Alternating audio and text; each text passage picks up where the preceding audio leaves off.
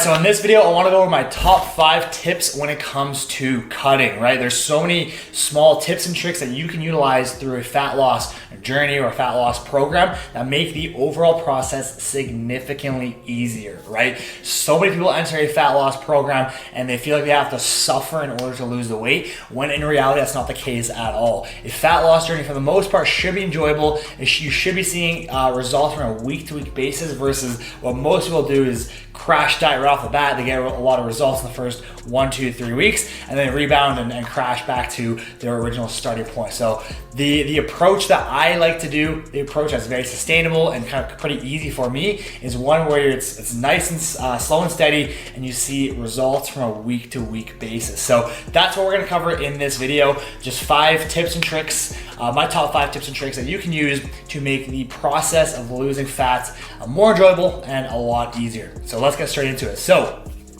the first tip that I have for you is to eat foods that are higher in volume, lower in calories, right? So what does that mean? It means foods that will fill you up more, foods that are more satiating. So example, foods that like white potatoes. White potatoes are probably the most satiating carbohydrate that there is, meaning that they're gonna fill you up more so than any other carb will for the same amount of food, right? So white potatoes are probably the top carb. Obviously fruits, vegetables, these are all foods that are higher in volume, you can eat more of, and they're not as calorically dense, right? So my personal favorites are, again, white potatoes. I like sweet potatoes as well.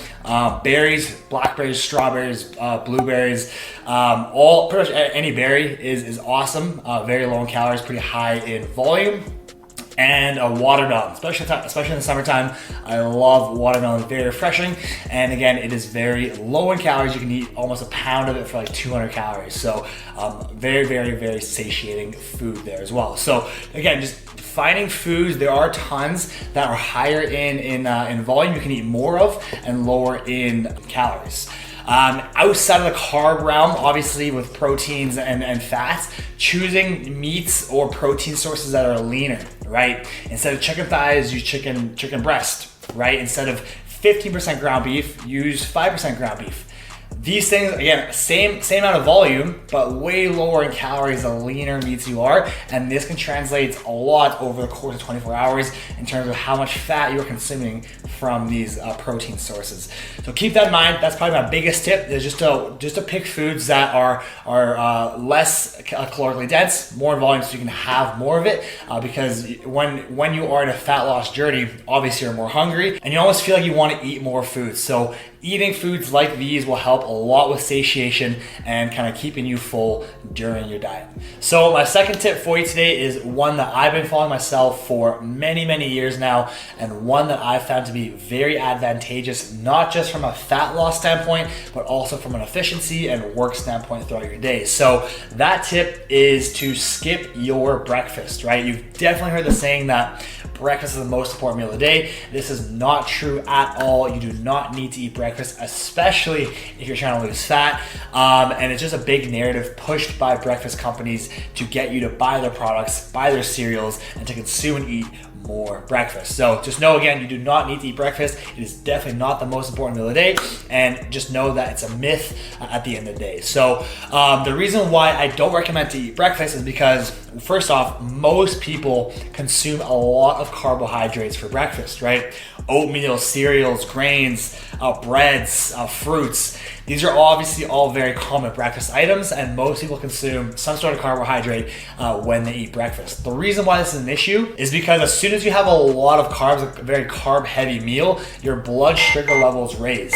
Once that happens, pretty much the floodgates open, and you're just gonna want more carbs and sugars because that's what sugar does. It is very, very addicting, right? So that's why I recommend to skip breakfast, to avoid those kind of cravings. And you'll notice, obviously, when you skip breakfast, you're not gonna have these spikes in your blood sugar levels. You're not gonna want, your cravings aren't gonna be as strong when you skip breakfast. The more stable your blood sugar levels are, the less cravings you will have for more carbs. So my recommendation is to save those carbs for later on in the day. Save them before your workout, after your workout. That's when your body will use those carbs the most. You do not need to eat breakfast in the morning. And especially from a work standpoint, I find when I skip my breakfast, I'm a lot more efficient. I have a lot more mental clarity and focus than when I eat breakfast, right? As soon as I have a big meal, especially with a lot of carbs, I find I'm more lethargic. Obviously my blood sugar rises and then kind of falls, and I definitely kind of get more tired, and I'm not mentally sharp when I eat breakfast versus when I don't. So again, my tip: skip your breakfast, save your carbs for at night. You're most likely more hungry at night anyway, or before your training or after your training kind of window is when your body uses it most. Because again, as soon as you have a lot of carbs, you definitely feel this. An hour later, you feel lethargic, you feel tired, and it kind of opens the floodgates to more sugar and more carbs, which you obviously want to avoid, right? This helps massively. I found as soon as I started doing this, it helps me a lot with kind of just adhering to the diet, just kind of pushing my carbs later on in the day, because when I eat breakfast, I find those days are just much harder for me to adhere to the diet, because again, I just want more carbs as soon as I have that initial carb intake. So that's tip number 2, probably one of the biggest needle movers, I guess you could say, when it comes to adhering to a diet. I promise you it will make following a diet much, much easier. So my third tip is one that goes so easily overlooked, one that most people do, and as soon as you make this change, you will save tons and tons of calories throughout the day, and ultimately will help you get into that calorie deficit, which is again what's needed in order to lose fat. So this tip is to not drink your calories. Avoid liquid calories at all costs, right?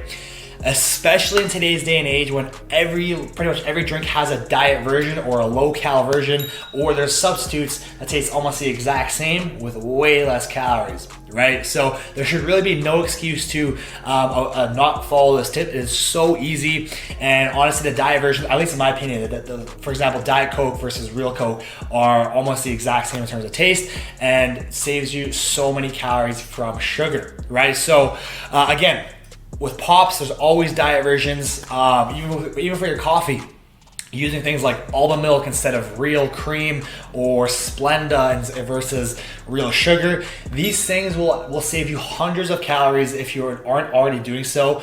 So this is one of the easiest adjustments you can make. And again, that will save you tons of calories, which is what's ultimately needed in order to get that calorie deficit in order to lose weight. So if you aren't doing so already, make sure this is probably the easiest thing you can do. Just swap all your Pops for diet versions. Start using almond milk or Splenda as a sweetener versus real sugars and creams and all this calorically dense liquid calories. So again, avoid liquid calories. Do not drink your calories. Save it for foods. It is much more satiating, and again, will help you kind of feel fuller throughout your diet, and kind of help you get into that calorie deficit. Now, my fourth tip to make the process of losing fat a lot easier is one that I touched on in a lot of detail in the last video, but again, I want to go over it in this video as well, because it is so important, and this is probably the biggest thing, the most important kind of variable and thing to keep in mind when you are in a fat loss journey, when you're trying to lose fat, and that is this idea of your toolbox, right? You have a lot of variables at play here that will help you get into a calorie deficit. Again, you have to be in a calorie deficit in order to lose fat, that you can use throughout your fat loss journey, right? I touched on this in the last video, but I want to go over it again in this video because it is so important. And that is, obviously, you have many tools, you can say, to help you create that calorie deficit in order to lose fat. One being obviously your nutrition.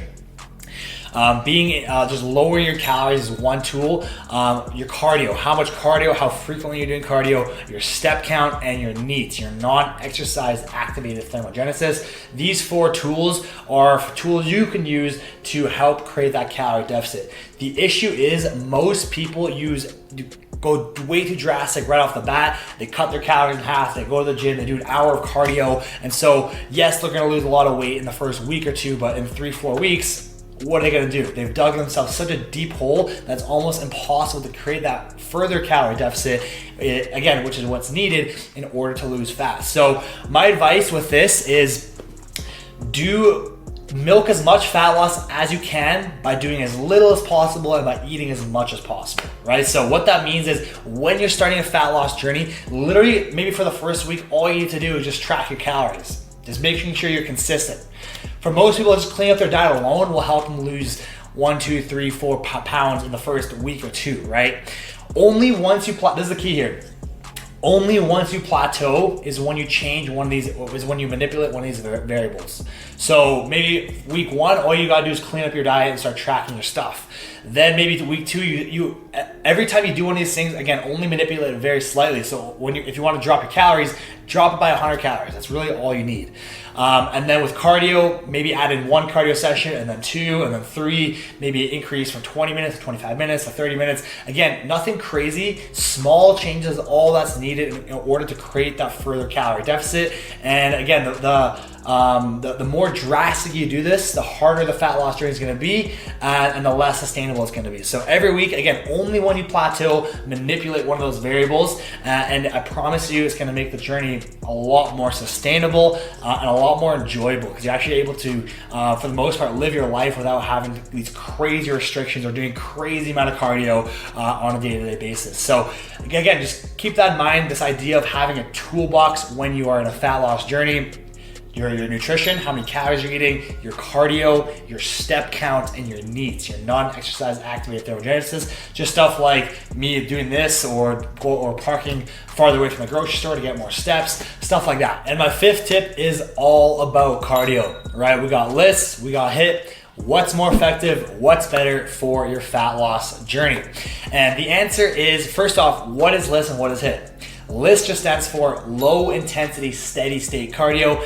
HIIT stands for high intensity interval training. And so in my personal recommendation, my personal preference is always LIST over HIITs. LIST over HIIT. The reason being is because with HIIT, high intensity interval training, it is so much more taxing on your body than LIST is, right? Yes, it's shorter. Yes, you're gonna save time, but again, you're at the cost of way more intensity than LIST. The reason why this is an issue is because weight training should always be your top priority. Cardio second.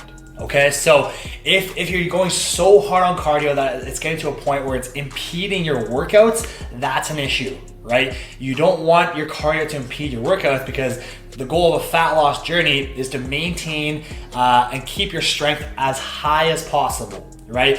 If your cardio is impeding your workouts, then you're not going to be able to do that, and you may lose muscle and strength faster than you intended to. So my recommendation is, of course, you can keep HIIT into your routine if you like it, but I would limit it depending on if you get sore or if you feel that it's impeding your workouts throughout the week, right? So the biggest benefit with LIST, it is super easy for your body to recover from. It can actually help and aid with recovery, and again, it's not going to impede your workouts whatsoever, versus HIIT will. So my recommendation is LIST, stuff like just going for walks or nice light bike rides, versus HIIT, where you're doing like battle ropes or assault bike or high intensity interval training. So I hope you enjoyed these 5 tips. Hope you took something away from it, and we'll see you in the next video.